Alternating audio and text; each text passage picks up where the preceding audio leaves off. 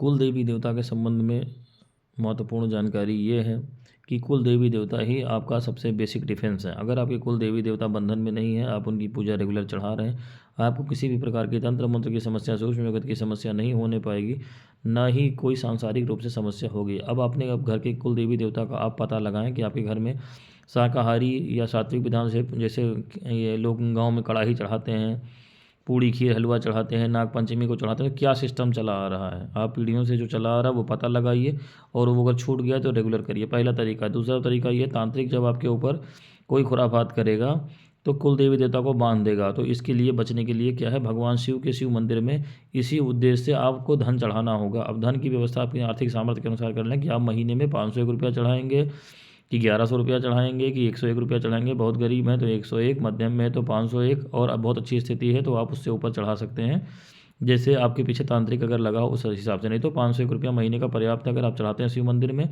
भगवान शिव की इसी उद्देश्य से कि कुल देवी देवता का बंधन ना होने पाए। तो कुल देवी देवता का हमेशा खुले रहेंगे और आपकी सहायता करते रहेंगे, और वो जिस प्रकार की उनकी प्रकृति होगी आपको बहुत सारी समस्याओं से निकालेंगे। कभी कोई काम आपका फंसेगा नहीं, चाहे धन का हो चाहे परिवार का हो। अगर बहुत खोजने पर भी कुल देवी देवता ना मिल रहा हो तो आप एक मात्रा विंध्यवासिनी को पकड़ें, क्योंकि सभी देवियों में महाशक्ति हैं, आदिशक्ति का स्वरूप हैं।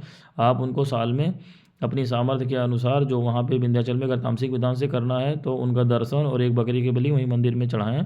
सबसे बढ़िया विधान आपका ये है। और अगर उससे उतना सामर्थ्य नहीं है या आप सात्विक विधान में हैं तो फिर उनको नारियल चुनरी इत्यादि जो है, जब जाएं विंध्याचल में साल में एक बार जाने पर, वो सारी वस्तुएं वहाँ पे पहुँच करके चढ़ाएं। उन्हीं के नाम से कढ़ाई चढ़ाएं, पूड़ी हलवा खीर इत्यादि अपना घर पे भोग लगावें, तो आपका यहाँ पे काम बन जाएगा। और जिनको कुल देवता नहीं मिल रहे हैं वो भगवान शिव के नाम से यही सारी चीज़ें करें कि कुल देवता खोजने से नहीं मिले तो आप भगवान शिव को मान करके उनका महीने का पैसा रुपया और मंदिर में प्रतिदिन जल चढ़ाना उनको कुल देवता को मान करके शिवालय में करेंगे, तो आपकी सारी समस्या जो कुल देवी देवता संबंधित है वो दूर रहेगी और कभी कहीं आपका अहित नहीं होने पाएगा। हरि ओम।